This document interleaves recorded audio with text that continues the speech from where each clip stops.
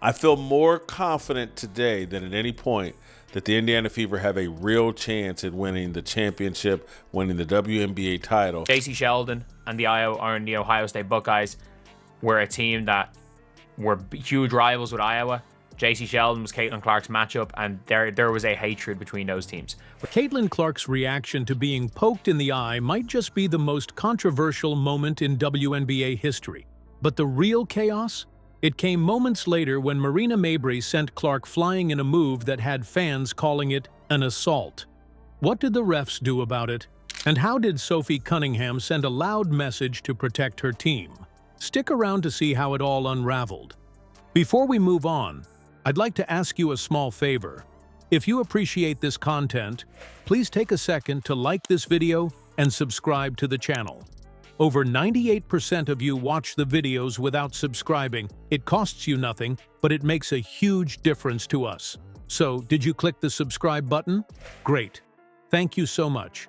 Now, back to the video. What if one game could flip an entire season into chaos? For the Indiana Fever, May 30th wasn't just another loss on the calendar, it was something personal. The matchup with the Connecticut Sun wasn't just physical, it was borderline reckless. By the final buzzer, Sophie Cunningham and Sydney Coulson were left injured, and the Fever's frustration had boiled over. Jacy Sheldon was at the center of it all. Her aggressive style sent shockwaves through the game, but the referees didn't seem to care. At one point, Sheldon collided awkwardly with Coulson, twisting her leg so badly she had to be helped off the court. Cunningham's story wasn't any better. An ankle injury from another wild play left her limping to the bench. That's the thing, and I understand college is college, pros is pros. But at the end of the day, these two players, you can hate a player from college and you can still hate them in the pros. And it's primarily because of Sophie Cunningham. She's exactly what the Indiana Fever needed. Fever fans were furious, calling out the refs for basically ignoring what they saw as dangerous, reckless moves. And honestly, who could blame them?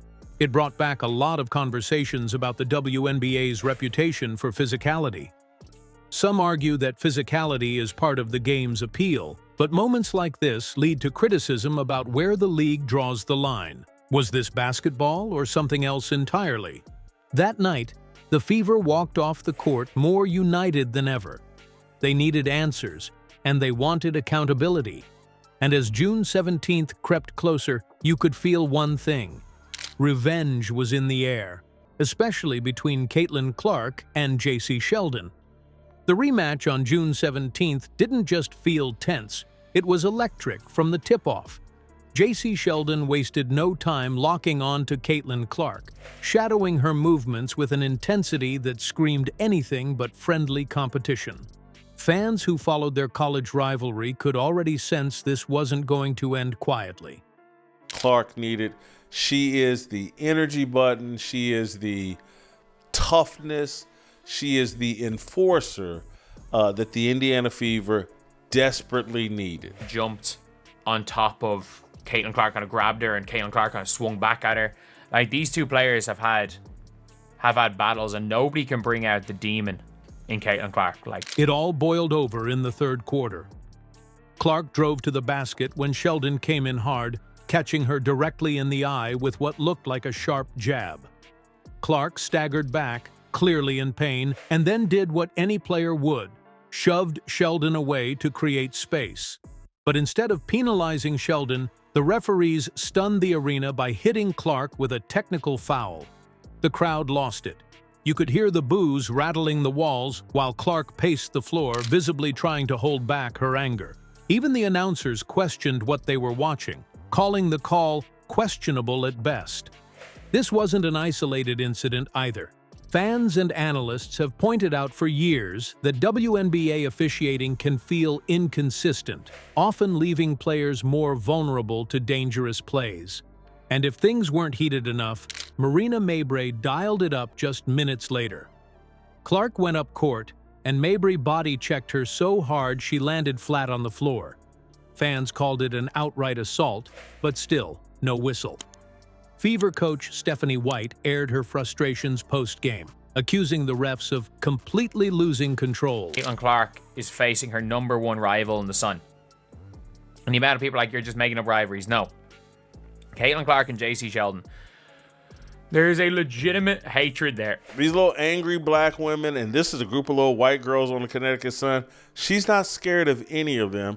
And so she snatched Jay Sheldon by the back of her hair to let the entire league know. You know what they say about revenge? It's a dish best served cold. But Sophie Cunningham, she served it blisteringly hot. With the Fever comfortably ahead 87-70 in the final minute, Jacy Sheldon drove to the hoop, probably thinking she'd grab an easy 2. Instead, she met Cunningham mid-air in the kind of foul that left the whole crowd gasping. Cunningham didn't hold back, and the referees wasted no time calling it a flagrant 2, ejecting her from the game. But for Fever fans, it wasn't just a hard foul, it was justice. Let's not forget the sparks from May 30th. Sheldon's aggressive play left Cunningham recovering from an ankle injury and Coulson with a twisted leg, sidelining key players in ways that still frustrated fans weeks later. Cunningham's foul on Sheldon was a statement, plain and simple. As one commentator put it, this was payback for what was happening the entire game. Sophie Cunningham, 6'6'1", prettiest girl in the WNBA, but also probably the most fearless girl in the WNBA and a tone setter. Like, there's nobody that quite brings out the demon like Jacy Sheldon.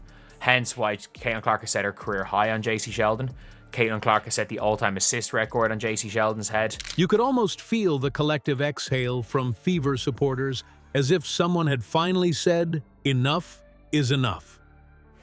What happened next? Chaos. Sheldon jumped back into it, this time with Lindsay Allen stepping in to defend her teammate. It turned into a scuffle so intense that both Sheldon and Allen were ejected alongside Cunningham. The Fever fans, though, they loved it. Chants of "Sophie, Sophie" echoed in the arena. Her loyalty wasn't just appreciated, it was celebrated. For Cunningham, it wasn't about personal glory. It was about sending a message. Teammates come first, always. The Fever's win on June 17th wasn't just another tick on the scoreboard. It was a statement. After weeks of frustration and injuries, this game wasn't about revenge anymore. It became about standing together as a team. Sophie Cunningham's actions, Caitlin Clark's resilience, and the entire squad's intensity sent a clear message. The Fever will protect their own, no matter the cost.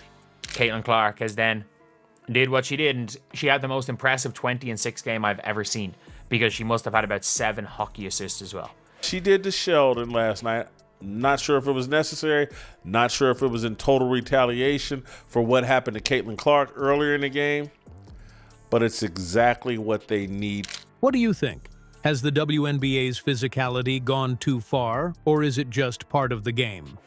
The Fever now head to their first Commissioner's Cup final, and you can't help but wonder, what will they do next?